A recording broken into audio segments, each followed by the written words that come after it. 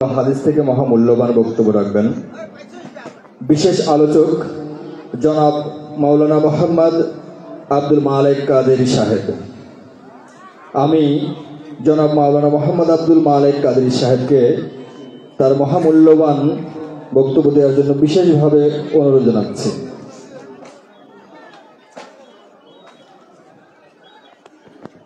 নাহমাদুহু ওয়া নুসাল্লি ওয়া নুসাল্লিম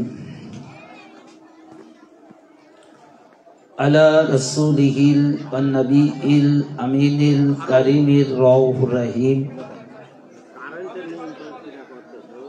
ওয়া আলা আলিহি ওয়া আহলি বাইতিহি الطيبين والطاهرين والمعصومين الأجمعين خصوصا على سيدنا غوث الأعظم على جده النبينا عليه الصلاة والسلام. وقد قال الله تعالى في كلامه المزيد وفرقان الحميد: أعوذ بالله من الشيطان الرجيم بسم الله الرحمن الرحيم قل لا أسألكم عليه أجرا إلا المودة في القربى. উক্ত দরবারের ইলেকট্রিশিয়ান কাজে যিনি নিয়োজিত আছেন, অনুগ্রহপূর্বক রাস্তার লাইটে প্রচুর সমস্যা হচ্ছে, আপনাকে দেখার জন্য বিশেষভাবে অনুরোধ জানাচ্ছি। রাস্তার লাইটে প্রচুর সমস্যা দেখা দিচ্ছে, দয়া করে আপনি একটু এই জিনিসটা পর্যবেক্ষণ করুন এবং সেটা নিয়ন্ত্রণ করুন। وقال الله تعالى في كلامه المزيد وفرقان الحميد: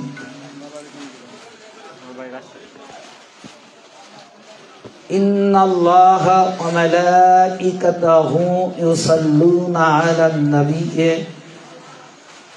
يا أيها الذين آمنوا صلوا عليه وسلموا تسليما. اللهم صل على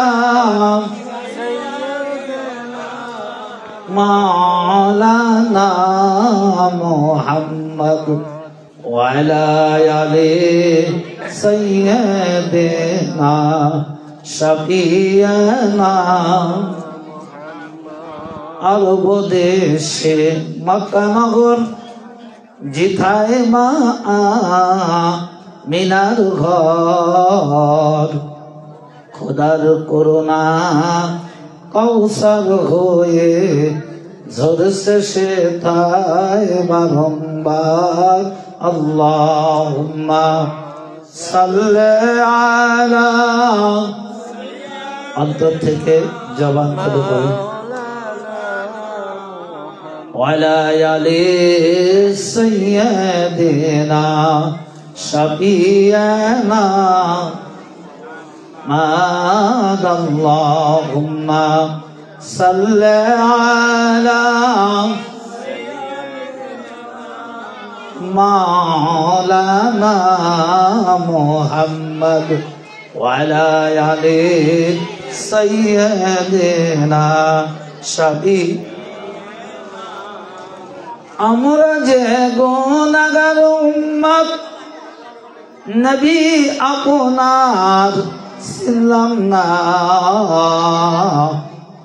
সেই কারণে রোজ হাসরে নবী আমাদের ভুলবেন না।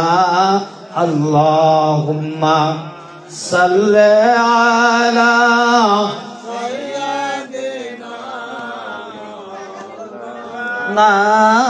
মুহাম্মাদ ওয়ালা আলি সাইয়্যিদিনা শাফিয়ানা। আল্লাহ আল্লাহ আল্লাহু লা ইলাহা ও আল্লাহ আল্লাহ আল্লাহু লা আপনার নূরে সৃষ্টি হলো নবী তামাম জাহান। কে আসে আর আপনার মতো, কে আসে আর আপনার মতো, এ বিশ্বমা যার নবীজি। আল্লাহ আল্লাহ আল্লাহ,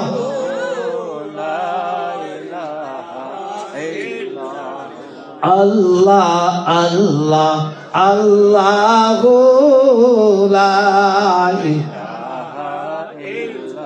মেরাজেতে গেলেন গো নবী বুরাকে সরোয়ার। বিনা পর্দায় লামা কামে, বিনা পর্দায় লামা কামে, মাবুদের দিদার নবীজি। আল্লাহ আল্লাহ লা ইলাহা ও আল্লাহ আল্লাহ আল্লাহ, লা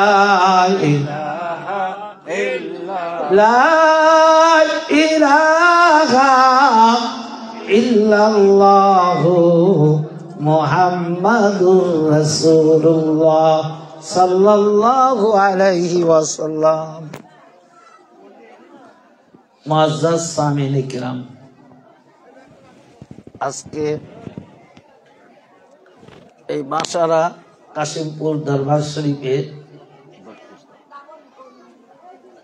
বাৎসরিক উরুস 32তম উরুস শরীফ উদযাপন উপলক্ষে অত্র দরবার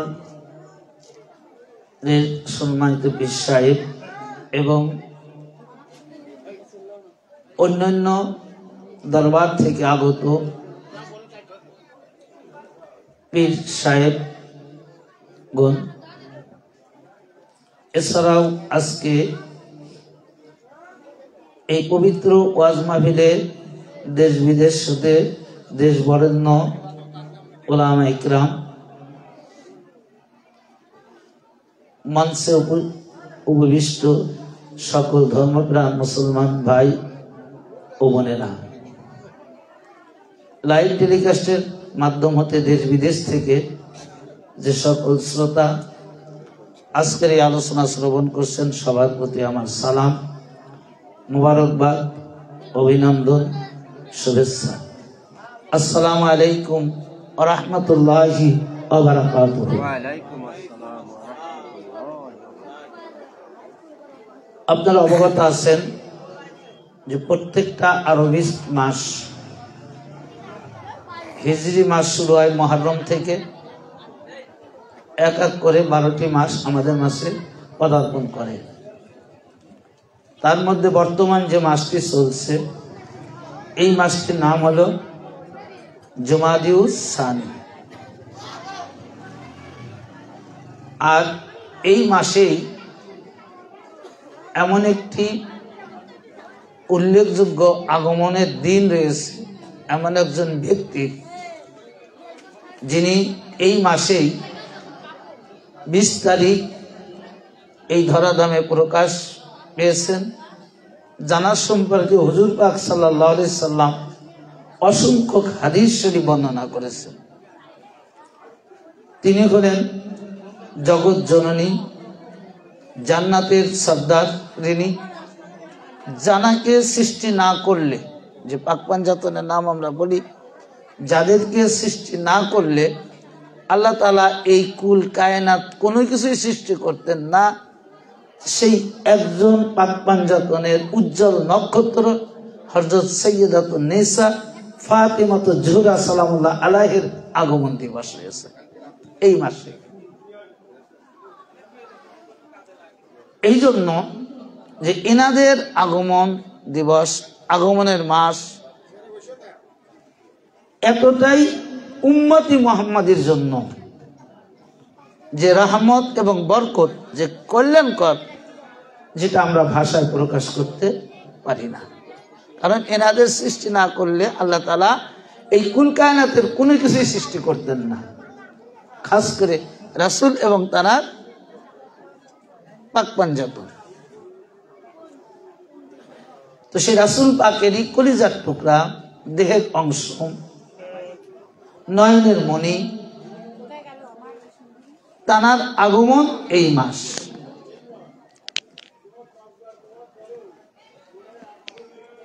আমি চেষ্টা করব যতটুকু আলোচনার করার সুযোগ হয়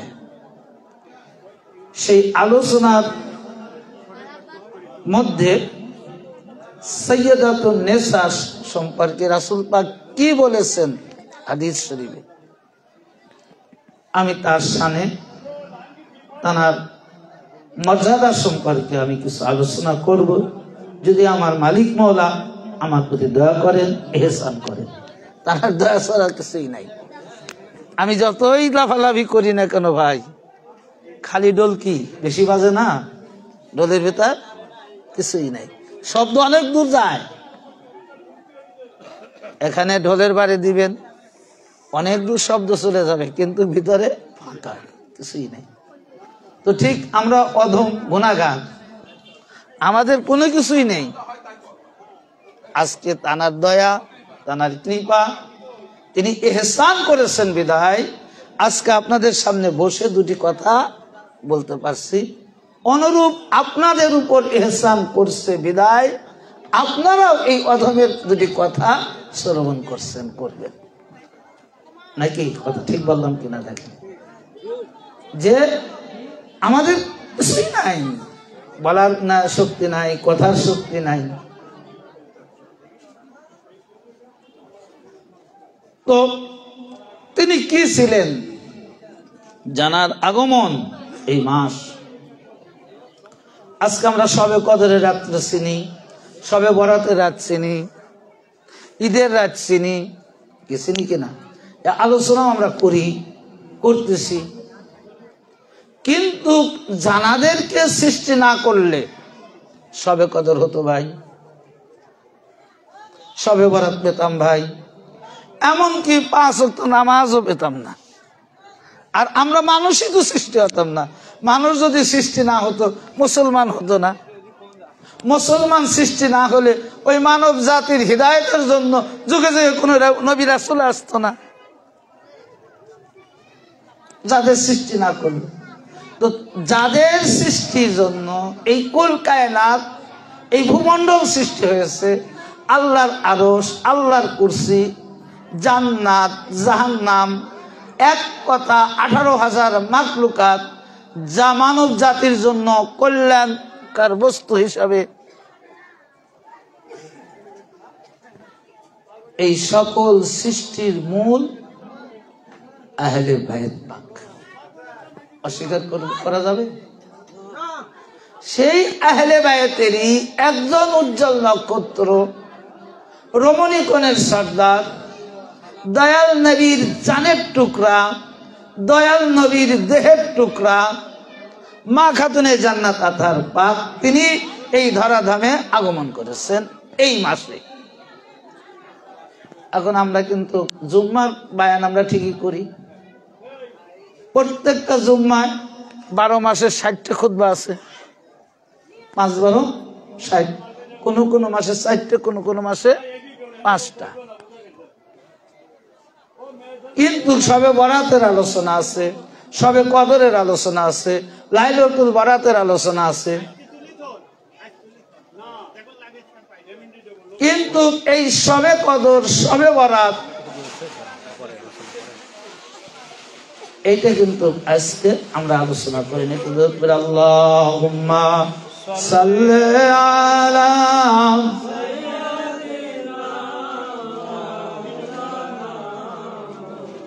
ওয়ালা আলি সাইয়্যিদিনা শাফি। আমরা যে গুনাহগার উম্মত, নবী আপনার চিনলাম না,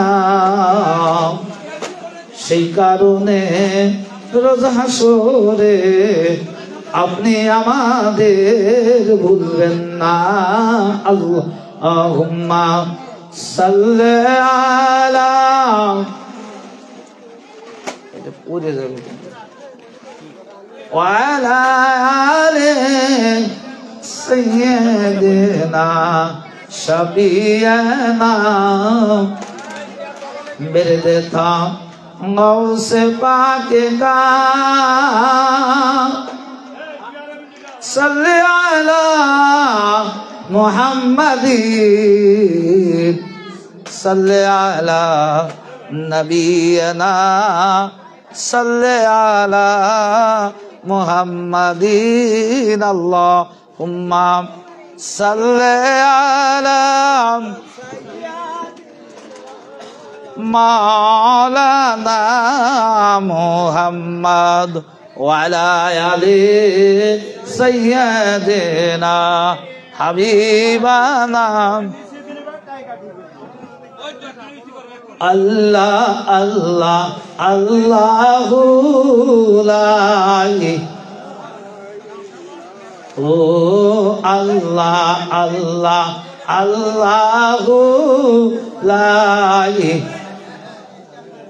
আপনার তরে সৃষ্টি হলো নবী তামাম জাহান, কে আছে আর আপনার মতো, কে আছে আর আপনার মতো, এ বিশ্বমা যার নবীজি আল্লাহ আল্লাহ আল্লাহু লা। আপনারা বসেন, পরবর্তী বক্তা যখন আসে তখন ওর মাঝে সবকিছু করাটাই ভালো হতো, কি বলেন? কারণ এখন লাইভ চলতেছে, ওয়াজ হতেছে, এখানে ডিস্টার্ব করাটা আসলে কেমন, লাইভ চলতেছে। কিন্তু এই জন্য আলোচনা আপনারা যে অবস্থায় ছিলেন ওই অবস্থায় বসতেন।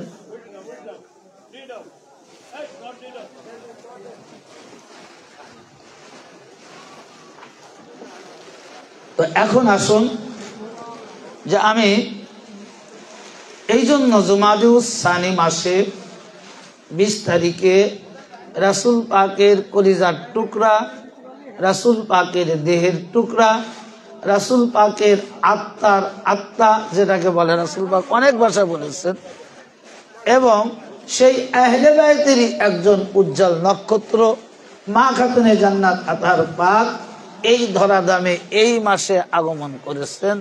আমি তারই শানে 2-1টি হাদিস আপনাদের মাঝে আলোচনা করব।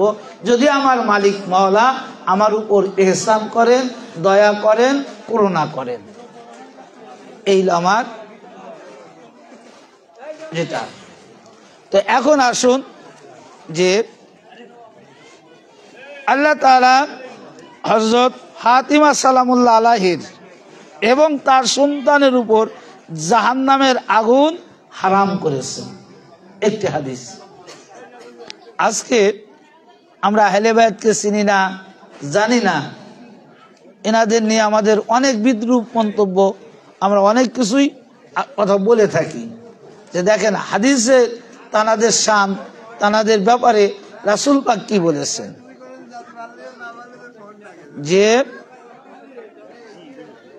হযরতে খাতুনে জান্নাত আতার পাক তানার উপর আল্লাহ তাআলা জাহান্নামের আগুন কি করেছে, হারাম করেছে। এখন যদি আমরা এটা যদি বিশ্বাস, যদি সরাসরি বলা হয়, এরা কিন্তু মানবে না, যদি হাদিসের দলিল, হাদিসের কোটেশন যদি না দেওয়া যায়।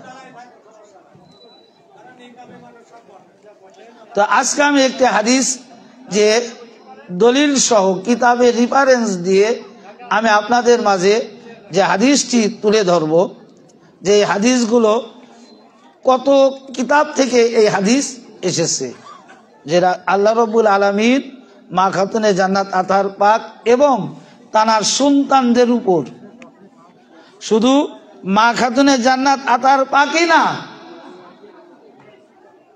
তানার আওলাদগুল পর্যন্ত,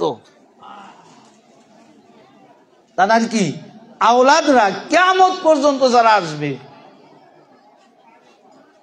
কিয়ামত পর্যন্ত এই ধরাধামে মা খাতুনে জান্নাত আতার পাক এবং তার আওলাদ পাক এই ধরাধামে আসবে, তাদের উপর আল্লাহ তাআলা জাহান্নামের আগুন হারাম করে দিয়েছেন। ভাই, যাদের উপর জাহান্নামের আগুন হারাম হয়ে যায়, আপনারাই বলেন তারা পবিত্র কিনা? পবিত্র না?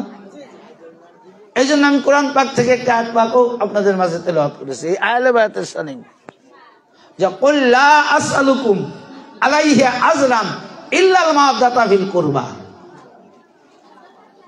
এই আয়াতের শানে নুজুল আমি একটু আপনাদের মাঝে তুলে ধরি, কারণ এক একটা আয়াত পাক নাজিল হয়, আর যে কারণে নাজিল হয় তাকে শানে নুজুল বলা হয়। এমনি এমনি আল্লাহ তাআলা আয়াত পাক নাজিল করেন না। প্রত্যেকটা আয়াতের পিছনে, প্রত্যেকটা আয়াত যখন নাজিল হয় তার শানে নুজুল থাকে, তার প্রেক্ষাপট থাকে। তো এই আয়াত পাকের শানে নুজুল কি?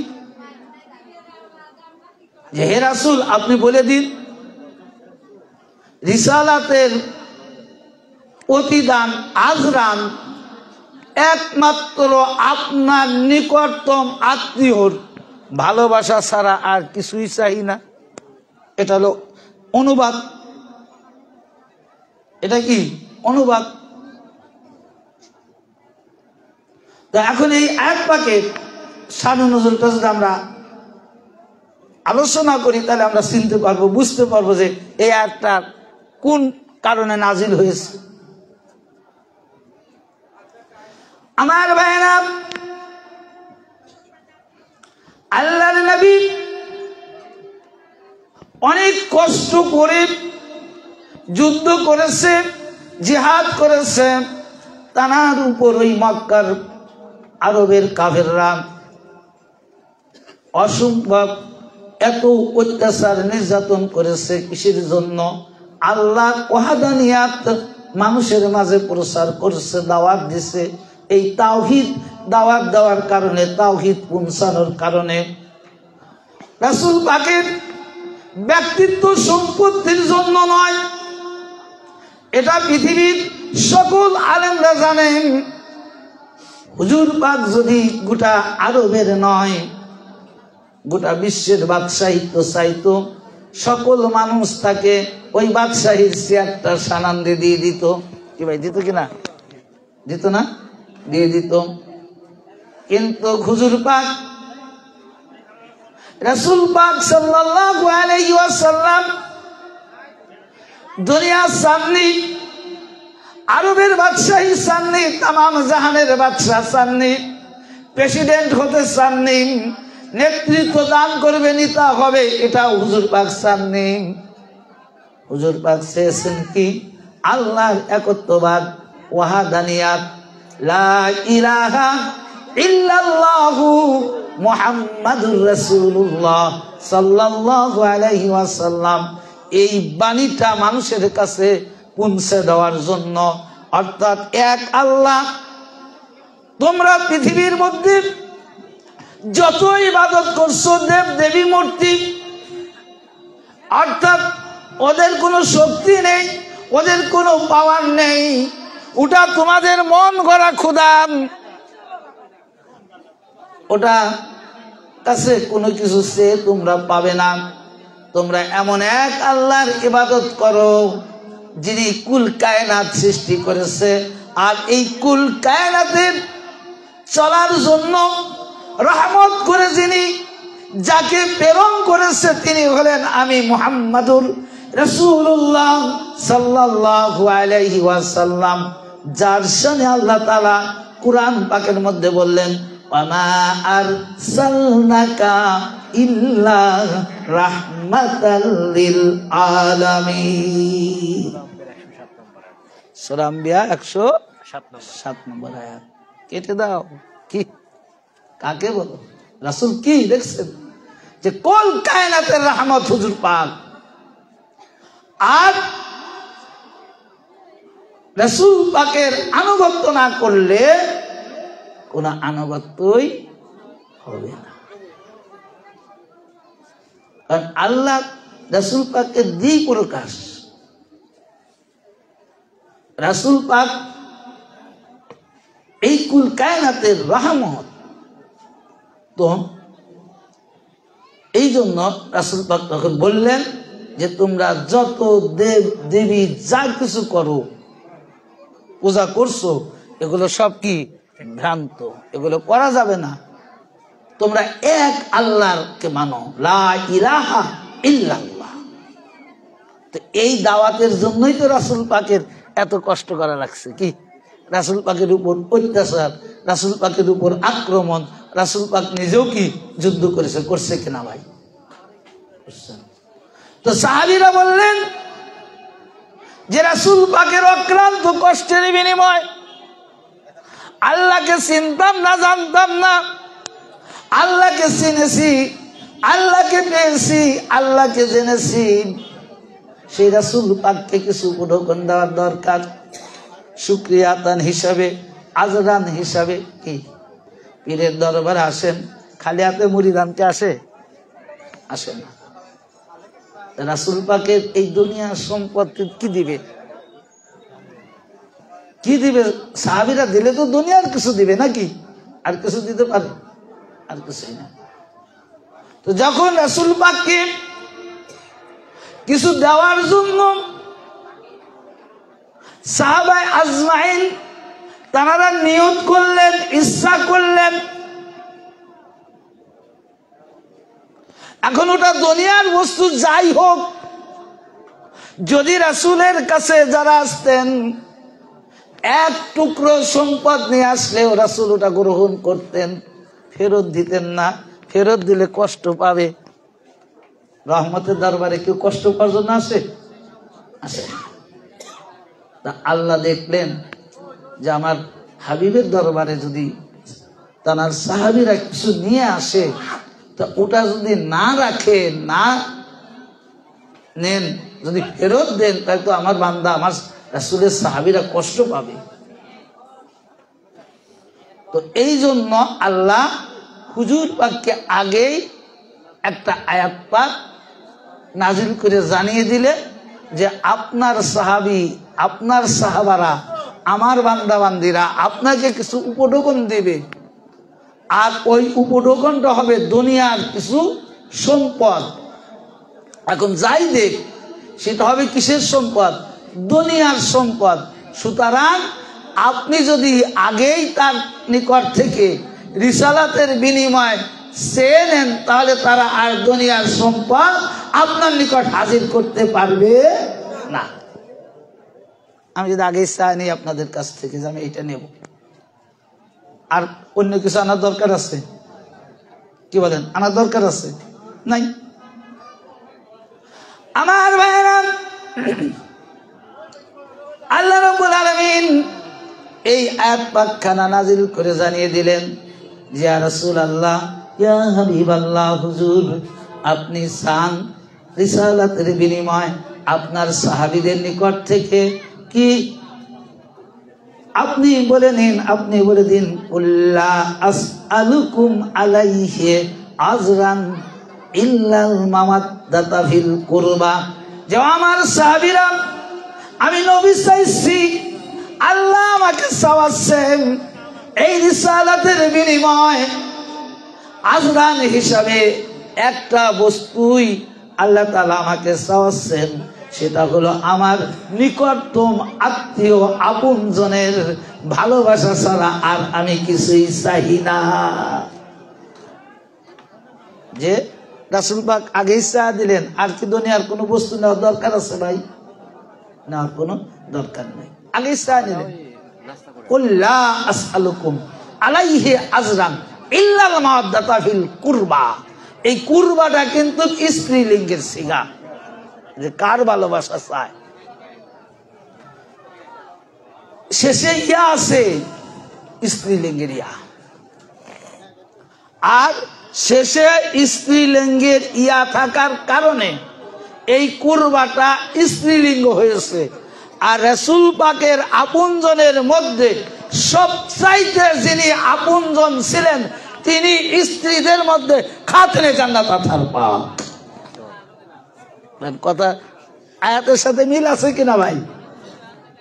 তারপরে আমি হাদিসের দিকে যাব যে কিরকম আপনজন, কিরকম। কারণ হাদিস দিতে হবে, দলিল দিতে হবে। এটা কোরআন পাকের আয়াত। কুরবা স্ত্রীলিঙ্গ। সকল গ্রামারবিদ, মাদ্রাসা যত আলেম আছে তারা জানে কুরবা স্ত্রীলিঙ্গ। তা আল্লাহ তাআলা রাসূল পাকের আপনজন যার ভালোবাসা চাইলেন, রিসালাতের বিনিময় একজন স্ত্রীলিঙ্গ হিসেবে ব্যবহার করলেন, শব্দ হিসেবে চাইলেন, পুলিঙ্গ হিসেবে চাইলেন না। তো স্ত্রীলিঙ্গ হিসেবে যদি চেয়ে থাকেন তাহলে এই স্ত্রীলিঙ্গ একজনই হুজুর পাকের আপনজন, তিনি হলেন মা খাতুনে জান্নাত আথার পাক হযরতে ফাতিমা সালামুল্লাহ। আর কোন এটা কিন্তু কোনো ব্যাখ্যা তাফসীর লাগে না। তারপরেও খাতুনে জান্নাত কি আমি হাদিসের আলোকে দলিল হিসাবে আমি আপনাদের মাঝে তুলে ধরার চেষ্টা করব। তো স্ত্রীলিঙ্গ যে এটা সঠিক হয়ে গেল, এর মধ্যে কোনো সন্দেহ নেই। তো এখন যে মা খাতুনে জান্নাত আথার পাক হুজুর পাকের কি একটা অধ্যায়, যে রাসূল পাকের প্রথমে আসছে যে রাসূল পাকের সন্তান অর্থাৎ মা খাতুনে জান্নাত আথার পাক এবং তানার আওলাদগণ যারা এই ধরাধামে আসবে তাদের জন্য আল্লাহ তাআলা জাহান্নামের আগুন হারাম করে দিয়েছে। এটা হাদিস। কারণ জাহান্নামের আগুন কার উপর হারাম হয়? বিলকুল যে জান্নাতি, যার শরীরে কোনো রকমের পাপ নাই। আমরা গুনাহগার, আমাদের যতটুকু পাপ আছে ততটুকু আযাব হবে। তারপরে পুরায়া খাটে করে নিষ্পাপ বানানোর পরে জান্নাতে দিবে, কিন্তু পাপী ব্যক্তিদের জন্য জাহান্নামে দিবে না। কি বলি? জান্নাতে যাবে না কোনো পাপী লোকই। যার গায়ে পাপ আছে সে কিন্তু জান্নাতে যেতে পারবে না। যার যতটুকু পাপ হবে, যার যতটুকু অন্যায় আছে, সেই অন্যায় যতক্ষণ পর্যন্ত সাজা ভোগ না করবে ততক্ষণ সে জান্নাতে যেতে পারবে না। আর আল্লাহ বলতেছেন কি যে মা খাতুনে জান্নাত সম্পর্কে এবং তার সন্তানদের উপর জাহান্নামের আগুন আল্লাহ স্বয়ং হারাম করে দিয়েছেন। তো যার উপর জাহান্নামের আগুন হারাম হয় সে কেমন রমণী এখন চিন্তা করেন ভাই, যেমন তেমন রমণী। তো এই হাদিস খানা তাবারানী আল মুজামুল কবির 11তম খণ্ড 210 পৃষ্ঠা 11,685, হাইসামি মাজমাউল জাওয়ায়েদ 9ম খণ্ড 202 এতে বলেন হাদিসটি তাবারানী রিওয়ায়াত করেছেন এবং এর রাবি সমূহ সিকা। তারপরে কি সাখাবি জালাবু ইরতিকাল কাইল গ্রুপ বি হুব্বে আকরাবিল রাসূল সাল্লাল্লাহু আলাইহি সাল্লাম, অর্থাৎ জবিশ্বর পৃষ্ঠা 117, তাবারানী আল মুজামুল কবির 22তম খণ্ড 408 পৃষ্ঠা হাদিস নং 1018। এইরকম 4টি কিতাব থেকে এই হাদিস খানা এবং আরো অসংখ্য হাদিসের কিতাব রয়েছে। আসলে যদি পাওয়ার না থাকে ভাই, হয় দূরের থেকে তো কথা শুনবি। তো এখন হলো এই হাদিস খানা এতগুলো কিতাব থেকে নেওয়া হয়েছে। এই হাদিসের রাবি হযরতে আব্দুল্লাহ ইবনে মাসউদ রাদিয়াল্লাহু তাআলা আনহু, জালিলুল কদর একজন সাহাবী। তো তিনি হাদিস বর্ণনা করেছেন আন আব্দুল্লাহ ইবনে মাসউদিন ক্বালা ক্বালা রাসূলুল্লাহ সাল্লাল্লাহু আলাইহি ওয়াসাল্লাম ইন্না ফাতিমাতা হাসানাত ফাওজাহা ফাজাররামাহু ওয়া জুররুন ইয়াতাহা আলান নার।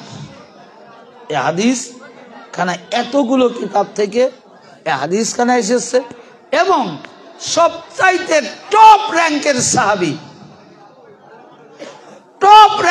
সাহাবী জালিলিল কদর সাহাবী, যতগুলো হাদিস বর্ণনাকারী সাহাবী আছেন তার মধ্যে টপ র্যাঙ্কের একজন প্রসিদ্ধ হাদিস বিশারদ আব্দুল্লাহ ইবনে মাসউদ, তিনি এই হাদিস কেন বর্ণনা করেছেন। এত টপ র্যাঙ্কের হাদিস যে তিনি বলতেছেন কি, যে হযরতে আব্দুল্লাহ ইবনে মাসউদ রাদিয়াল্লাহু তাআলা আনহু তিনি বলতেছেন যে তিনি বলেন ক্বালা রাসূলুল্লাহ সাল্লাল্লাহু আলাইহি সাল্লাম, যে রাসূল পাক সাল্লাল্লাহু আলাইহি সাল্লাম ইরশাদ করেন, বলতেছেন যে নিঃসন্দেহে ফাতিমা নিজের সতীত্বকে এইভাবে সংযম রক্ষা করেছেন যে আল্লাহ তাআলা তাকে এবং তার সন্তানদেরকে জাহান্নামের আগুন থেকে হারাম করেছেন। কিসের আগুন? জাহান্নামের আগুন। আমার ভাইরা, জানার উপর জাহান্নামের আগুন হারাম হয়, নিঃসন্দেহে তার চেয়ে নিষ্পাপ আর কেউ হতে পারে না। কি হতে পারে? হতে পারে না। আজকে অনেকেই প্রশ্ন করেন যে আপনারা এনাদের এত জিকির করেন কেন, এনাদের তাস্কিরা করেন কেন, আহলে বাইতের কথা বললে। আবার সিয়াও বলে। আমার ভাইরা, আপনি যখন নামাজে দাঁড়িয়ে যাবেন, নামাজের মধ্যে এদের জায়গাটা কোথায় রয়েছে একটু চিন্তা করে দেখেন। মাগরিবের আজান হয়েছে, মাগরিবের নামাজ পড়া হয়েছে, ইশার আজান হয়েছে, ইশার নামাজ পড়া হয়েছে। এই নামাজের মধ্যে আমরা পড়ছি, নামাজ পড়েছি, সূরা ফাতিহা পাঠ করেছি, একটি সূরা তার সাথে মিলাইছি কোরআনের আয়াত। তারপরে শেষ বৈঠকে আমরা কি করেছি? তাশাহুদ যখন পাঠ করেছি, এই তাশাহুদের মধ্যে আমরা কি পাঠ করেছি একটু খেয়াল করে কেউ দেখেছেন কি? একটু লক্ষ্য করে কেউ দেখেছেন কি যে আমরা নামাজ আদায় করলাম আল্লাহর হুকুম, আল্লাহর ফরজিয়াত ইবাদত। মাগরিব আল্লাহর হুকুম, আল্লাহর ফরজিয়াত ইবাদত। ঈশা আল্লাহর হুকুম, আল্লাহ ফরজ করেছে। তো ওই নামাজের মধ্যে তো শুধু আল্লাহর কথা, আল্লাহর জিকিরই থাকার কথা, তাই না? যে আল্লাহর হুকুম, আল্লাহর ফরজ, তো আল্লাহর হুকুম, আল্লাহর ফরজ, তো সেখানে শুধু আল্লাহর কথাই থাকবে, আল্লাহর গুণগান থাকবে, আল্লাহর প্রশংসায় তো ভরপুর থাকবে। আবার নামাজের মধ্যেও সূরা ফাতিহা যখন আমরা পাঠ করি, কি কার ইবাদতের কথা বলি? ইয়্যাকা না'বুদু ওয়া ইয়্যাকা নাস্তাঈন। এই বাক্যটা পড়ি কিনা? এর অর্থ কি? যে রব্বুল আলামিন, আমরা আপনার ইবাদত করি, আপনার সাহায্য প্রার্থনা করছি, এরপরে কেন আল্লাহর ইবাদত করছি, আল্লাহর কাছে সাহায্য চাচ্ছি, আর তো কোনো কিছু থাকার কথা নয়, কারণ আল্লাহর ইবাদতের জন্য নামাজে দাঁড়িয়েছি। আর যে আল্লাহ ভূমত্বের সার্বভৌমত্বের মালিক, যিনি খালিক, যিনি রাজ্জাক, যিনি হায়াত দানকারী, যিনি মৃত্যু প্রদানকারী, সকল ভাগ্য ভালো মন্দ জানার হাতে রয়েছে, তানারই তো ইবাদত করছি, তানার কাছে সাহায্য প্রার্থনা করছি। এরপরে কেন বলি ইহদিনাস সিরাতাল মুস্তাকিম? ও আল্লাহ, তো নামাজই তো সিরাতাল মুস্তাকিমের রাস্তায় আসছেন। আল্লাহকে এক জেনে, ওয়াহদানিয়াত জেনে, আল্লাহর হুকুম নামাজ পালন করার জন্য যখন বান্দা দাঁড়িয়ে যায়, তখন কি আর সিরাতাল মুস্তাকিমের দরকার হয়? কি আমার কথা আলোচনা বুঝতে পারছেন? যে আমি তো আল্লাহর ইবাদতের জন্যই দাঁড়িয়ে গেছি ভাই। ইয়্যাকা না'বুদু, যে আমি আপনার ইবাদতই করি, ওয়া ইয়্যাকা নাস্তাঈন, এবং আপনার সাহায্য, আপনার সহযোগিতায় আমি কামনা করি সব সময়। নামাজের মধ্যে পড়তেছি ভাই। তো ইবাদত আল্লাহর, হুকুম আল্লাহর, শুধু আল্লাহর জিকির দিয়েই নামাজ শেষ করছেন? করেননি। এখানে কি বলছেন? ইহদিনাস সিরাতাল মুস্তাকিম, সোজা একটা সরল রাস্তার দিশা চাচ্ছেন, এবং সব সোজা রাস্তা নয়, ওই সোজা রাস্তা যে রাস্তা পরিচালক আল্লাহর নিয়ামত প্রাপ্ত ব্যক্তিগণ, আলাইহিম, তাদের রাস্তা আমাদের পরিচালিত করুন। কাদের রাস্তা? যাদের উপর আপনি নিয়ামত দিয়েছেন, আর এই নিয়ামতওয়ালা ব্যক্তিরা যে রাস্তা পরিচালক দেখাচ্ছে, ওই কিরা অন্য কেউ কে দেখাইলো, ভালো কথা তো আমরা সবাই বলি, আমি ওয়াজও ভালো কথা বলতেছি, ভাই নামাজ পড়েন, রোজা রাখেন, হজ করেন, জাকাত দেন, এটা তো আমি রাস্তা দেখাচ্ছি, কিন্তু আমার উপর কি আল্লাহর নিয়ামত আছে এটা গ্যারান্টি করে বলতে পারবেন? বলতে পারবেন? বলতে পারবেন। আর আল্লাহর নিয়ামত কি যার তার উপরে আসে? যাদেরকে আল্লাহ তাআলা পবিত্র, ইন্নামা ইউরিদুল্লাহু লিইয়ুযহিবা আনকুম রিসসা, এই আল্লাহর আয়াত কুরআন, যে নিশ্চয় আল্লাহ তাআলা চান, ইচ্ছা করেন যে ইয়া রাসূলুল্লাহ, ইয়া হাবিবাল্লাহ, হুজুর, আমি আপনাকে এবং আপনার আহলে বাইতকে পবিত্র এবং পবিত্রতা করতে করিতে। আচ্ছা ভাই, আল্লাহ যেটা চায় সেটা হবে না? না, মনে হয় এই ক্ষমা আল্লাহ চাওয়া বস্তু মানে আল্লাহ পুরো করতেও চায় না, নাকি? নাউজুবিল্লাহ। তা আহলে বাইত পবিত্র না? সার্টিফিকেট বিভিন্ন প্রতিষ্ঠান থেকে, নিজের ক্যারেক্টার সার্টিফিকেট, কর্মের সার্টিফিকেট, অনেক পুরস্কার, অনেক মেডেল পাওয়া যায়। পাওয়া যায় কিনা? পাওয়া যায়। আমি আপনাদের এখানে ওয়াজ করতে আসছি, আমাকেও যদি আমার ওয়াজে যদি আপনারা মুগ্ধ হন, অনেক খুশি হন, আমার সার্টিফিকেট এটা দিতেই পারেন, এটা উপটুকুন দিতেই পারেন। কিন্তু আল্লাহ যাদেরকে যে সার্টিফিকেট দিতে চায়, ইচ্ছা করে, ওইটা কোনোদিন আর না হয়ে পারে। তা আল্লাহ চাচ্ছে, ইয়া রাসূলুল্লাহ, হে আমার হাবিব, আমি আপনার আহলে বাইতকে অর্থাৎ আপনার পরিবারকে পবিত্র করতে চাই। এখন যদি কেউ বলি যে সে পবিত্র না, এটা কি ওই আল্লাহর আয়াতটা মানা হলো? আর যিনি পবিত্র, যিনি পবিত্র এবং পবিত্র, ওই ব্যক্তিই পবিত্র যার শরীরের মধ্যে বিন্দু মাত্র কোনো পাপ থাকবে না। রেসান মানে কি? অপবিত্র। অপবিত্র কি খালি আপনার মনে করেন যে এই যে ধুলাবালি বা বিভিন্ন নাপাকি বস্তু, এটাই একটা পাপ অপবিত্র। সে পাপটা যাই হোক, মিথ্যা বলা একটা পাপ না? পাপ, ওটা অপবিত্র। সত্য গোপন করা একটা পাপ না? ওটা অপবিত্র। তা আপনি যখন মিথ্যা বলবেন, সত্যকে গোপন করবেন, এটা পাপ হলো। তা এই পাপটা কিন্তু আপনার শরীরে দেখা যাচ্ছে না। কি দেখা যাচ্ছে? দেখা যাবে কি? একটা ময়লা সাধারণ, যদি এখন একটু গোসনা কাছে লাগে, একটু গোবর লাগবে, কিন্তু প্রসাব পায়খানা ছেলে মেয়েরা আমরা কোলে করি বিভিন্ন সময়, এগুলো কিন্তু দেখা যায়। তো এটা হলো দেখা যায়।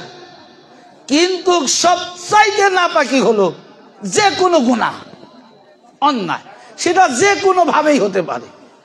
আপনার কথা দ্বারা হতে পারে, একজনের হক নষ্ট করে হতে পারে, আল্লাহকে অস্বীকার করার কারণে হতে পারে, রাসূলকে অবমাননা করার কারণে হতে পারে, আহলে বাইতকে না মানার কারণে হতে পারে, আহলে বাইতের সামনে বেদবি করার কারণে হতে পারে। এক কথা, যে কোনো কারণে আপনার আমার অন্যায় হতে পারে, আর একটা অন্যায় মানেই এটা অপবিত্র। এটা কি? অপবিত্র। তো আল্লাহ যাদেরকে পবিত্র, তা কালেমায়ে হসর, ইন্নামা ইয়ারাদুল্লাহ, অর্থাৎ নিশ্চয় আল্লাহ তাআলা চান, নিশ্চয় আল্লাহ তাআলা চান কার? রাসূল পাক এর আহলে বাইতকে পবিত্রতা করতে। তো আল্লাহ যাদের পবিত্রতা করবে, আল্লাহ যাদের পাক করবে, আল্লাহ যাদের পুত করতে চায়, তাদের শরীরে কোনো অপবিত্র থাকতে পারে কি ভাই? থাকতে পারে? এই জন্য যে ব্যক্তি অপবিত্র যাদের গায়ে থাকবে না, তারা বেহিসাবে জান্নাতে যাবে, তাদের গায়ে কোনো জাহান্নামের আগুন লাগবে না। তো শুধু আহলে বাইত নয়, শুধু আহলে বাইত নয়, অর্থাৎ আহলে বাইত হতে শুরু করে দুই ইমাম বাগ হতে কিয়ামত পর্যন্ত যত আওলাদে রাসূল এই ধারাধামে আসবে, প্রত্যেকেই নিষ্পাপ এবং পবিত্র, তাদের উপর দরুদ পাঠ করা। এই জন্য আল্লাহ তাআলা শেষ বইটাকে ফরজাইন করে দিয়েছে। সুবহানাল্লাহ। নামাজ পবিত্র, নামাজের মধ্যে কোনো অপবিত্র ব্যক্তি জিকির আসতে পারে না। তো আল্লাহুম্মা সাল্লি আলা মুহাম্মাদিন ওয়া আলা আলে মুহাম্মাদ, যে হে রাসূল আপনার উপর দরুদ, আপনার জিকির, আপনার প্রশংসা এবং আপনার যত আওলাদ এই ধরাধামে এসেছে তাদের উপর দরুদ, তাদের উপর জিকির।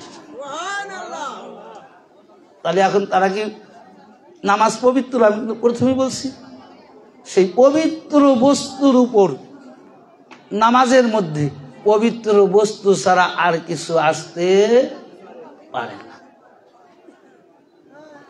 যদি আমি এই দরুদ সম্পর্কে আরো কিছু বলি, এই যে জিকির, তাহলে আরো অনেক কিছু আপনারা জানতে পারবেন। আল্লাহর ইবাদত নামাজ, এই নামাজের মধ্যে কোনো গায়রুল্লাহকে স্মরণ করা যাবে? আপনারা বলেন যাবে? করলে কি হবে? নামাজ শেষ, শিরিক হয়ে যাবে। শিরিক হয়ে যাবে না? শিরিক হয়ে যাবে। এখন আমরা দুনিয়াবি মানুষ, ইচ্ছা নেই, ধরেন আমাদের ইচ্ছা নেই, আমরা যখন নামাজে দাঁড়াই আল্লাহর ইবাদতের জন্যই দাঁড়িয়ে যাই, এক আল্লাহকেই স্মরণ করি, চাই না যে আমাদের ভিতর নামাজে থাকাকালীন অবস্থায় আমাদের দুনিয়াবি কোনো কথা আমরা ইচ্ছা করে আমরা কি স্মরণ করতে চাই না, তারপরেও যে কোনোভাবেই হোক আসে অনিচ্ছায়। তো যদি মুশরিক না হন, শিরিককারী না হলেও নামাজের মধ্যে নামাজের যে ত্রুটি, এটা কিন্তু হবেই, এটা অস্বীকার করা যাবে না, কারণ নামাজ তো নামাজের মধ্যেই পড়তে হবে।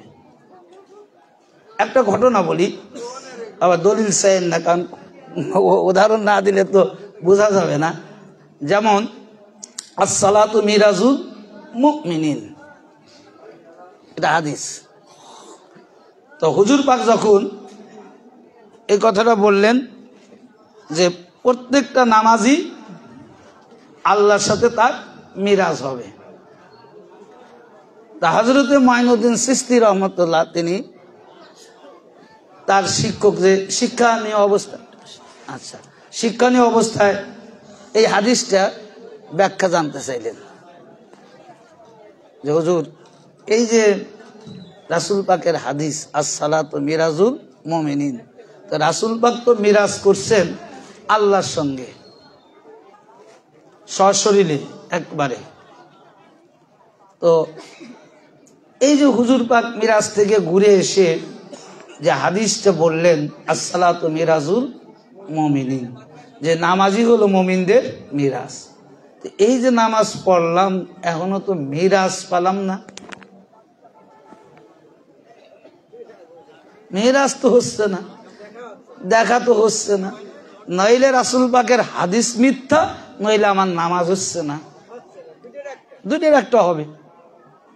যদি হুজুর পাক সত্য কথা বলে থাকে তাহলে নামাজে মিরাজ হতে হবে, হতে হবে।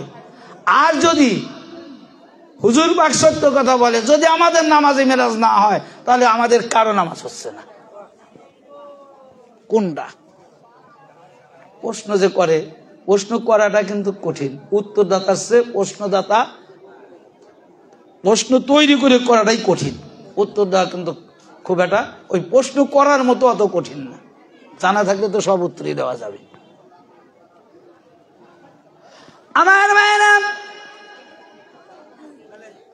এবারে হযরতে মুঈনুদ্দিন চিশতি যখন এই বিশাল একটি কঠিন প্রশ্ন করে ফেলল, উত্তর দিতে হবে, নইলে রাসূল পাকের হাদিস এবং ওলিদের নামাজ আমাদের মতো গুনাহগারদের নামাজ নাও হতে পারে।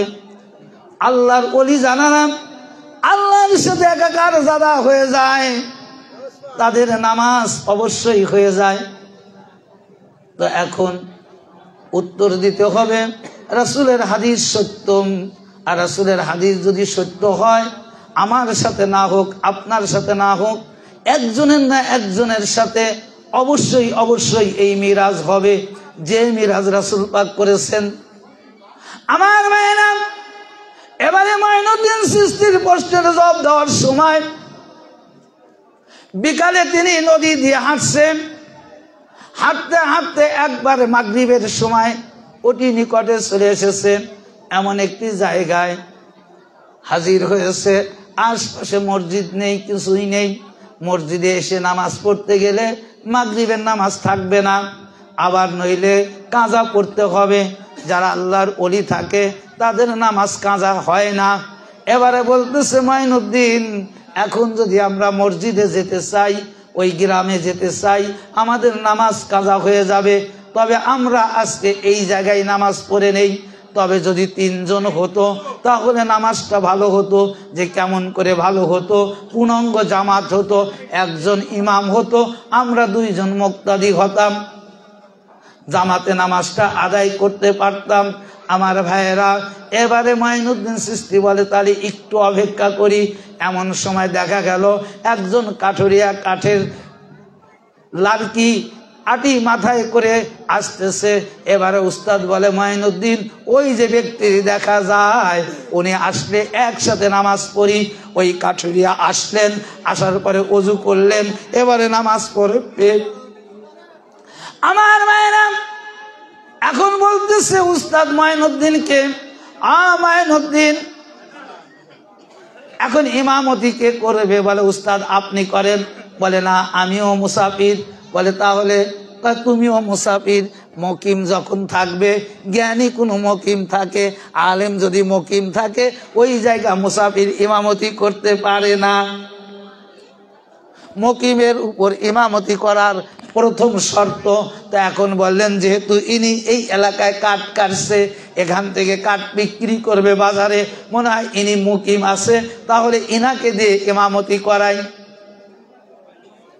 আমার ভাইয়েরা, এবারে যখন নামাজ দাঁড়াবে ওই কাঠুরিয়ান, তিনি কাঠ কেটে খায়। সূরা কিরাত কিরকম হতে পারে বুঝতেই পারছেন। কারিও না, হাফেজ না, ইমাম না, মাওলানা না, যে কোরআনের আয়াত পড়ে একবারে সুন্দর করে পড়বে, এত সুন্দর করে পড়বে তেমন কিছুই না। এবারে তারপরেও মুকিম। এবারে নামাজে যখন দাঁড়াবে তিনি বলতেছেন, হুজুর আমি নামাজ আদায় করতে পারি, আমি ইমামতি করতে পারি, কিন্তু শর্ত একটা, আপনারা আমার পিছনে যারা মুক্তাদি থাকবেন লুকমা দিতে পারবেন না। যদি ভুল টুলায় লুকমা দিতে পারবেন না। যদি এই শর্তে রাজি হন তাহলে যা পারি আমি তাই নামাজ পড়াবো। গভীর মনোযোগ। এবারে বলতেছে ঠিক আছে, লুকমা দেব না, তবে নামাজ পড়াও। নামাজে দাঁড়িয়ে গেছে, আর রুকুতে যায় না, দণ্ডায়মান দাঁড়িয়ে আছে ইমাম সাহেব। মাগরিবের নামাজ কি 2-1 ঘন্টা থাকে? আকাশের লালিমা কেটে গেলি তো মাগরিব শেষ। এখন মাইনুদ্দিন চিশতি চিন্তা করে, কার পিছনে নামাজ পড়তে দাঁড়ালাম? সময় সম্পর্কে একেবারেই অজ্ঞ। মারিয়ে দিছে লুকমা। আল্লাহু আকবার। তাকবীরে তাহরিমা সাইদ বলতে, তোমার নামাজ তুমি পড়ো। আমি তো প্রথমেই বলছি যে আমি লুকমা দিলে নামাজ পড়াইতে পারবো না। এবারে ঠিক আছে ঠিক আছে পড়ান। গেল চলে আপনার সূরা কিরাত পড়ে রুকুতে গেছে, আর রুকু উঠায় না, ওই যে রুকুতে পড়ে আছে। হ্যাঁ, কাঠুরিয়া। এখন চিন্তা করে মাইনুদ্দিন যে কি অবস্থা, আবার মেরে দিছে। আল্লাহু আকবার। এরকম সিজদা পর্যন্ত তাল বাহানা করলো, বারবার নামাজ ছেড়ে দেয়, আবার নিয়ত করে। তা এখন কাঠুরিয়া বলতেছেন যে ভাই তোর নামাজ তুই পড়া, আমি পাশে মুক্তাদি হয়ে থাকি। তখন কাঠুরিয়াও চিন্তা করলো যে না, আর যাওয়ার তো হয়ে গেছে। তখন সুন্দরভাবে সূরা কিরাত দিয়ে নামাজ শেষ করলেন, মাগরিবের নামাজ। তো নামাজ পড়ে যখন চলে যাচ্ছে, মনে রাখবেন আসসালাতু মিরাজুল মুমিনিন।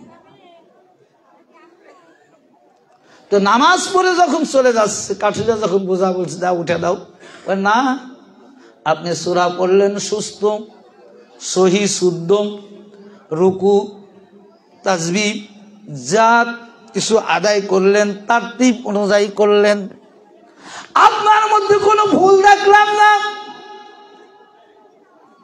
আপনি রুকুতে দেরি করলেন, কারণটা কি? দণ্ডায়মান হয়ে দাঁড়িয়ে থাকলেন, কারণটা কি? আবার যখন সিজদায় চলে গেলেন আর ওই সিজদার থেকে মাথা উঠালেন না, কারণটা কি? আমি তো আপনার কোরআনের আয়াত ভুল হয়েছে এই জন্য লোকমা দেই নাই, আপনি আয়াত ভুল করছেন এই জন্য লোকমা দেই নাই, আপনি রুকুর থেকে মাথা উঠাচ্ছেন না, নামাজের সময় কাজা হয়ে যায়, এই কারণে আমি মঈনুদ্দিন আপনার নামাজের লোকমা দিয়ে গেছি। কিন্তু আপনার নামাজ আত্মা ভরে যাওয়া নামাজ, আপনার পিছনে যে 3 রাকাত মাগরিবের নামাজ পড়লাম, আমার মনে হয় আমার হৃদয়টা জুড়িয়ে গেল, এত সুন্দর নামাজ আমার জীবনে আদায় হয়নি। কিন্তু আপনার কাছে আমার জিজ্ঞাসা, আপনার ওই দাঁড়িয়ে থাকার রহস্যটা কি? রুকুর রহস্যটা কি? আর সিজদার রহস্যটা কি? এবারে কাটুরিয়া বলে, বাবা তুমি মঈনুদ্দিন চিশতি, তুমি কি সত্যটা জানতে চাও? বলে হুজুর আমি সত্য জানার জন্যই তো খুব ব্যাকুল। বলে তাহলে জেনে রাখো, নামাজ কার জন্য পড়বো? কার জন্য পড়ছো? বলে আল্লাহকে পাওয়ার জন্য, আল্লাহর সঙ্গে দিদার করার জন্য, আল্লাহর সঙ্গে মেরাজ করার জন্য। রাসূল বলেছে আসসালাতু মিরাজুল মুমিনিন, আমার দয়ার নবী বলেছে নামাজ মিরাজ মুমিনদের জন্য। বলে নামাজ যদি মুমিনদের মিরাজ হয়, মিরাজ মানে স্বয়ং আল্লাহ তাআলাকে হাজিরি জেনে নাজিরি জেনে নামাজ আদায় করতে হয়।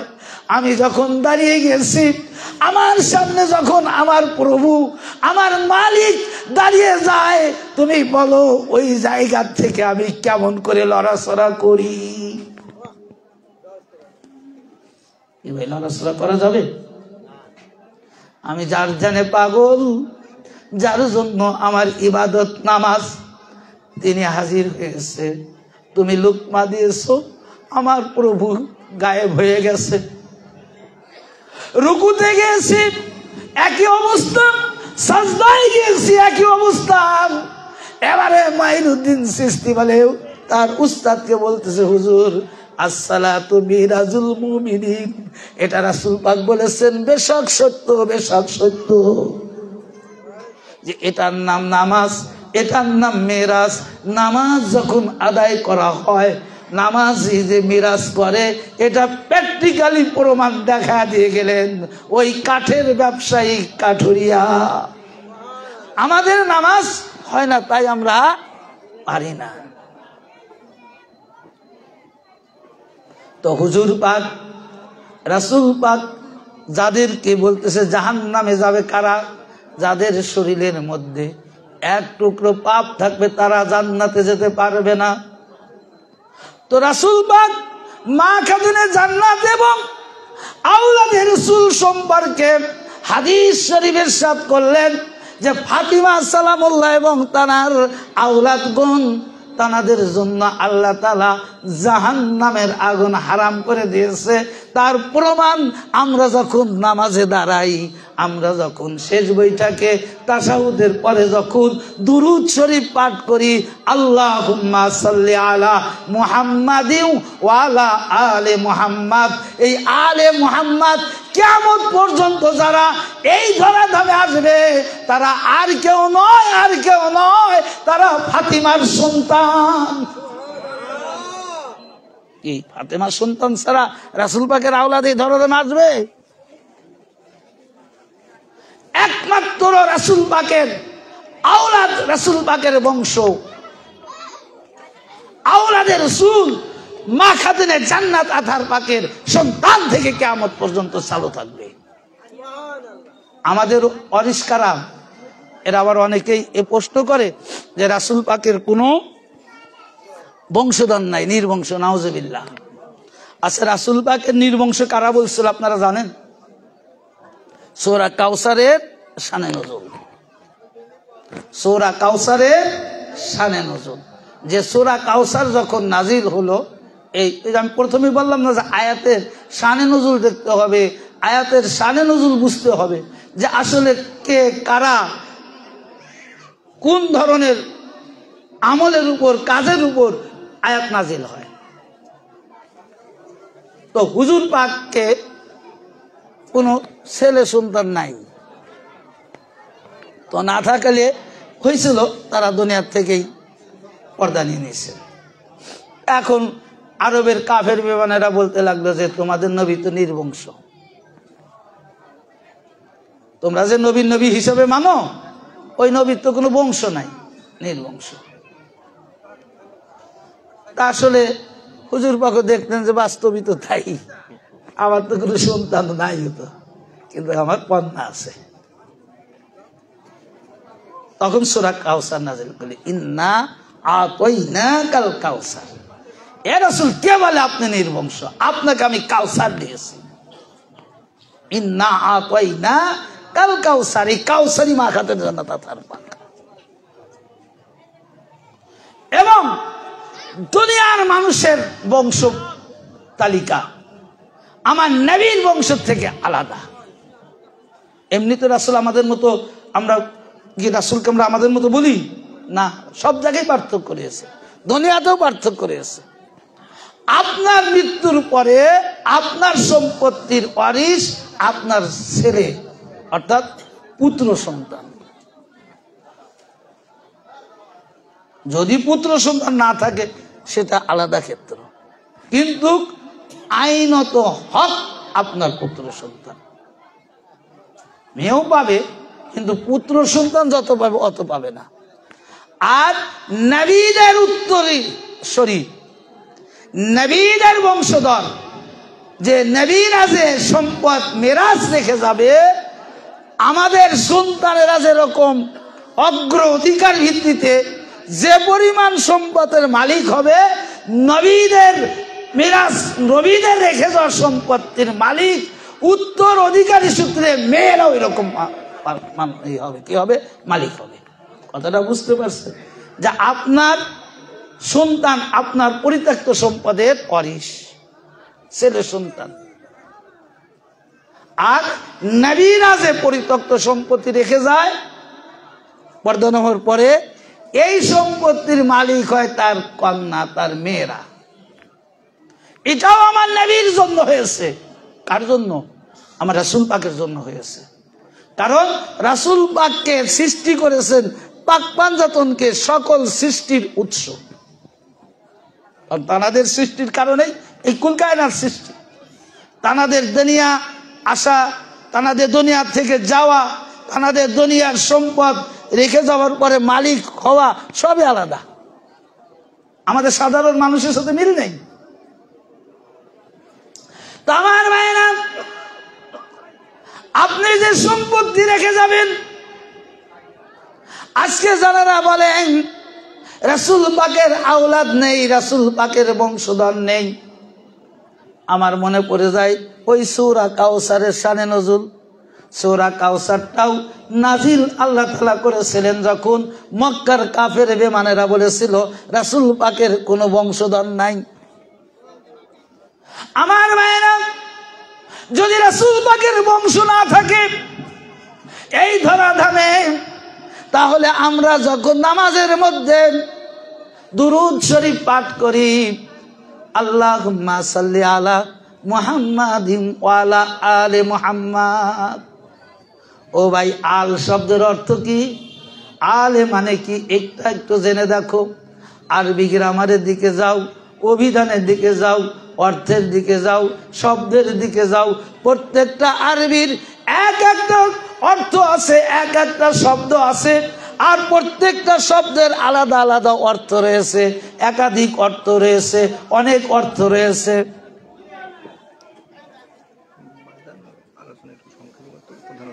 আচ্ছা নিয়ে আসেন, অসুবিধা, আমি এখনই শেষ করে দেবো। আচ্ছা ঠিক আছে, নিয়ে আসেন। 5 মিনিট, ঠিক আছে যাও। তো এখন এই যে আমি পাঠ করলাম, ধরেন যে কথা যেন বললাম যে নামাজের মধ্যে যাদের প্রশংসা করি, তাই না, যে যদি বংশধর না থাকতো রাসূল পাকের, তা আলে শব্দের অর্থ কি? এই আলে শব্দের অর্থই তো বংশধর, সন্তান। আলে ইব্রাহিম, আলে নূহ, আলে আদম, আলে ইসাক, আলে মুহাম্মদ, কোরআন পাক ওই আল শব্দটাই ব্যবহার করেছে। আল মানেই বংশধর, আল মানেই পরবর্তী আওলাদ পাক। তো হুজুর পাকের শানে যখন আমরা এই দরুদ শরীফটা পাঠ করি যে আল্লাহুম্মা সাল্লি আলা মুহাম্মাদিন ওয়া আলা আলে মুহাম্মদ, তো যদি বংশধর নাই থাকবে, এত বড় আজদা মিথ্যা কথা কেন আমরা পাঠ করি, তাও নামাজের মধ্যে? তাহলে আমি চিন্তা করে দেখছেন, যারা রাসূল পাককে নির্বংশ বলে, যে তার কোনো বংশধর নাই, তাহলে কি রকম? শুধু মিথ্যাবাদী তো বটেই, আবার ইবাদতের মধ্যেও কি করতেছে, মানে করেন যে তাকুববাড়ি করতেছে, মানে কি বলবার কোনো ভাষা নাই।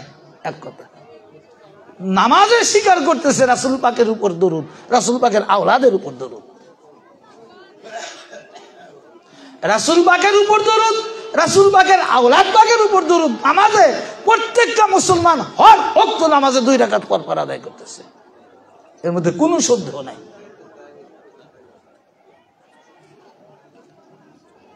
এটা ডাইরেক্ট কথা, এটা এর মধ্যে এটা কোনো ব্যাখ্যাও লাগবে না, তাফসীরও লাগবে না। তাশাহুদের মধ্যে আমরা একটা শব্দ করি ওয়া আলা ইবাদিল্লাহিস সালিহিন, এই জায়গায় ব্যাখ্যা বিশ্লেষণের দরকার আছে। কারণ ইবাদিল্লাহিস সালিহিন, ভালো মানুষের উপর আমরা সালাম পাঠ করতেছি, প্রশংসা করতে, আর এই ভালো মানুষটা কি? এখানে একটা ব্যাখ্যা থাকতে পারে, এখানে একটা তাফসীর থাকতে পারে, এখানে আপনার যুক্তি থাকতে পারে, বালাগাত, মান্তিক, যে কোনো কিছু বিষয় থাকতে পারে, ফিকা, উসুলে ফিকা, যাই আসুক থাকতে পারে। কারণ ওখানে কোনো ডাইরেক্ট মানে নাই, নাম নাই। ও আলা ইবাদিল্লাহিস সালিহিন, যে সাধারণ ইবাদ মানে আল্লাহর বান্দা, সালিহিন মানে নেককার, তার নেককার বান্দার উপর আমরা সালাম পেশ করতেছি। এটা হলো তাশাহুদ, অর্থাৎ আত্তাহিয়াতুর মধ্যে আছে। কিন্তু দরুদ যখন পাঠ করি, এখানে কোনো মোতানাক্কির কোনো কিছুই নাই, এখানে কোনো কি করতে হবে, এখানে মোতালা করার মতন কিছু নাই। ওয়ালা আলে মুহাম্মদ, ডাইরেক্ট মুহাম্মাদের আওলাদ পাক, ডাইরেক্ট মুহাম্মাদের সন্তান এখানে বোঝানো আছে। আর নামাজ থেকে বাইরে হয়েই, তাহলে এখানে কি বোঝা গেল? যে রাসূল পাকের আওলাদ পাক তো আছেই, আছে, কিয়ামত পর্যন্ত থাকবে। এবং রাসূল পাক তো আমাদের মতো না, রাসূল পাকের আওলাদও আমাদের মতো না, রাসূল পাকের আওলাদও আমাদের মতো নয়। যদি রাসূল পাকের আওলাদ আমাদের মতো হতো, তাহলে নামাজের মধ্যে রাসূল পাকের আওলাদের তাজকিরা জিকির আসতো না। বেশক কথা, এর মধ্যে কোনো ভুল নেই। নামাজ পবিত্র, নামাজে তাদের নাম বলা হয়। যে কথাটা আমি বলতেছিলাম যে গায়রুল্লাহ ছাড়া নামাজের মধ্যে যদি অন্য কিছু আমি আপনি স্মরণ করি ইচ্ছাকৃতভাবে, অনিচ্ছাকৃতভাবে আলাদা, যদি ইচ্ছাকৃতভাবে আমি আপনি যদি স্মরণ করি, আমার নামাজ তো বাতিল হবে, সাথে আমি নামাজি না হয়ে, মুসল্লি না হয়ে, মুশরিক হয়ে মসজিদ থেকে বের হয়ে যাব, এর মধ্যে কোনো সন্দেহ নেই। অনেক আলেম ওলামারা আছে, এই ফতোয়া প্রত্যেক আলেম ওলামারাই দিবে যে না, নামাজের মধ্যে গায়রুল্লাহর কথা স্মরণ করা যাবে না। তো এটা কি ভাববেন যে আল্লাহুম্মা সাল্লি আলা মুহাম্মাদিন ওয়া আলা আলি মুহাম্মদ, তার মুহাম্মদকে কি ভাববেন, आले मोहम्मद के की भाबबेन मोहम्मद क्या है और आले मोहम्मद क्या है जेनारा तो যদি গায়রুল্লাহ হয় তো ভাই ইবাদতে এক কথা বলবেন আর ইবাদত থেকে বের হয়ে আরেক কথা বলবেন এটা কেমন মুসলিম মুসলমান সাজা যাবে না মুসলমান হতে হবে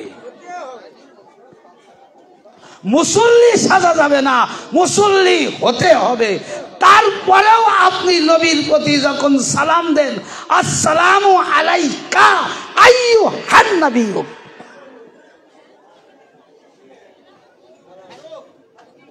দূরের কোন মানুষের উপর আইয়ুন শব্দ ব্যবহার করা হয় না, কা শব্দ ব্যবহার করা হয় না। সবচাইতে নিকট ব্যক্তি যে, সবচাইতে কাছে যে ব্যক্তি থাকে তার সাথে এই দুইটা শব্দ ব্যবহার হয়। এটা আরবি গ্রামারবিদদের কথা, এটা নাহুবিদদের কথা, সরববিদদের কথা, মিজানবিদদের কথা। সমস্ত আইম্মাতুল মুসলিম জানাদের মধ্যে আরবি জ্ঞান আছে, জানাদের মধ্যে আরবি গ্রামার জানা আছে, তারা এক বাক্যে বলবে যে কা এবং আইয়ুন এই দুইটা শব্দ সবচাইতে নিকটতম ব্যক্তি এবং যিনি হাজির থাকে তার সাথে ব্যবহার করা হয়। এর মধ্যে কোনো সন্দেহ নেই। ভাই নামাজ কোথায় দলিলে যাবেন? নামাজের মধ্যে কথাটা এসেছে যে আসসালামু আলাইকা আইয়ুহান নাবিয়্যু, অর্থাৎ হে নবী আপনার উপর সালাম। কাউ নিকটবর্তী, আইয়ুন শব্দটাও নিকটবর্তী। তো আসলে এই জন্য অলির দরবারে আসতে হয়, পীরের দরবারে আসতে হবে এই সঠিক জিনিসটা জানার জন্য। ডাইরেক্ট ওলারা এগুলো বলতে পারবে না, জানারা ডাইরেক্ট তানারা খাবে। আল্লাহ রাব্বুল আলামিন আমাদের আপনাদের সবাইকে ইহদিনাস সিরাতাল মুস্তাকিম, এই সোজা রাস্তার উপর প্রতিষ্ঠিত রেখে কালিমা তাইয়্যিবা পাঠ করে একনিষ্ঠ মুমিন মুসলমান হয়ে যেন আমরা এই দুনিয়ার জিন্দেগি থেকে শেষ বিদায় নিতে পারি। সবাই বলুন আমিন। ওমা তাওফিক ইল্লা বিল্লাহ। আসসালামু আলাইকুম ওয়া রাহমাতুল্লাহি ওয়া বারাকাতুহু। আমার এই মোবাইলটা একটু রব্বা এদের পিছনে আছে, এটা একটু এই করে দাও। নারায়ে তাকবীর, নারায়ে রিসালাত। ভাই একটু বন্ধ করে ইয়া মুর্শিদ গাউসুল আজম বাদশাহ কাশিমপুর কি নারায়ে তাকবীর।